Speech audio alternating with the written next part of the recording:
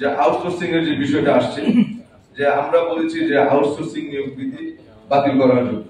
এখন বর্তমান আউটসোর্সিংটা সারা বাংলাদেশের প্রত্যেকটা দপ্তর অধিদপ্তরে যেভাবে নিয়োগ দেওয়া হচ্ছে, তারা সংখ্যায় প্রায় অনেক বেশি হয়ে গেছে। এবং আমাদের সরকার বা আমাদের বর্তমান সংস্কার সরকারও এই আউটসোর্সিং এর প্রতি দুর্বল রয়েছে।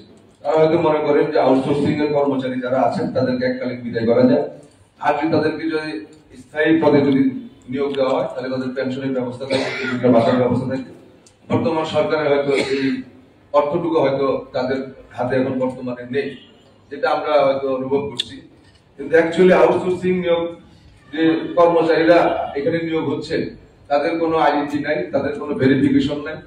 তারা একটি ঠিকাদারি প্রতিষ্ঠানের মাধ্যমে তারা নিয়োগ হচ্ছে। ঠিকাদার প্রতিষ্ঠান যখন টেন্ডার সাবমিট করে টার্মস অফ কন্ডিশন অনুযায়ী তারা সকল সদস্যদের ভোটার আইডি কার্ড দিচ্ছে, তাদের ছবি দিচ্ছে, এটা দিয়ে তারা টেন্ডার সাবমিট করছে যে তাদের হাতে 100 জন শ্রমিক রয়েছে। কিন্তু অ্যাকচুয়ালি বাস্তবতা এই শ্রমিক তাদের হাতে নেই। তারা শুধু টেন্ডারটা সাবমিট করার জন্য এই কাগজগুলো তারা প্রয়োজনীয় কাগজগুলো তারা সেখানে উপস্থাপন করছে। যখন টেন্ডার সে পেয়ে যাচ্ছে তখন সে অন্য লোক যাদের যাদের এই কাগজপত্র আসে তাদেরকে বাদ দিয়ে সে অন্য লোক নিয়োগ দিচ্ছে 2 লাখ 3 লাখ 5 লাখ টাকার বিনিময়ে।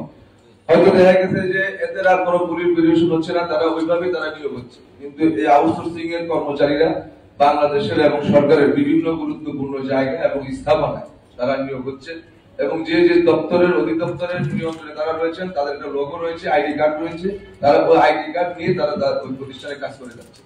এমনও দেখা যাচ্ছে যে প্রধানমন্ত্রী কার্যালয় অথবা প্রধান উপদেষ্টা, আমাদের যে প্রেসিডেন্ট এবং নির্বাচন কমিশন, বিভিন্ন গুরুত্বপূর্ণ জায়গায় তারা কর্মরত আছেন।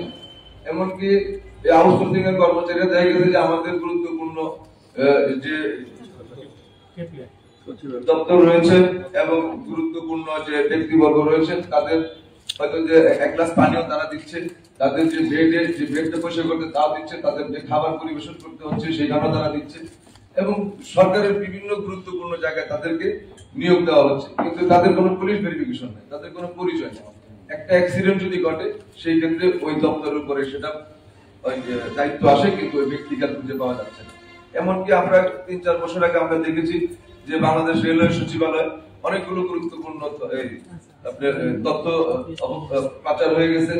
আপনার রেল মন্ত্রণালয় থেকে অনেক কম্পিউটার চুরি হয়ে গেছে রাতের বেলা, কিন্তু এটার কোনো সুরাহা পাওয়া যায় না। কিছুদিন পূর্বে সচিবালয় আগুন জ্বলে কয়েকটি ভবন জ্বলে গেছে রাতের বেলায়, 3-4টা ভবন পুরো ছাই ছাই হয়ে গেছে, কিন্তু এটার কোনো সঠিক তথ্য পাওয়া যায় না। কিন্তু অ্যাকচুয়ালি ওইখানে তার যারা সেটআপে নিয়োগ থাকে তারা তো রাতে ডিউটি করে, ওইখানে ডিউটি করা আউটসোর্সিং এর লোক, কিন্তু তাদের কোনো প্রমাণই পাওয়া যাচ্ছে না। এগুলো আসলে একটা দিকে আমরা সরকারকে সেভ করতে গিয়ে কিন্তু পুরো রাষ্ট্রকে আমরা একটা ঝুঁকিপূর্ণ জায়গায় নিয়ে যাচ্ছি। আমাদের দাবি হলো আউটসোর্সিং যদি বাতিল করা সম্ভব হয় সেই ক্ষেত্রে আমরা দাবি জানাবো এদেরকে এই রাজস্ব খাতাদেরকে নিয়োগ দেওয়ার জন্য। আর যদি এত সংখ্যক কর্মচারী যদি বাতিল করা না হয় তাহলে তাদের নিয়োগ বিধিমালা নতুন করে প্রণয়ন করার জন্য, যেন তাদেরকে একটা আইনের আওতায় একটা রাষ্ট্রের একটা সরকারি প্রতিষ্ঠানের আওতায় যেন সঠিকভাবে প্রোভাইড করা যায়। আর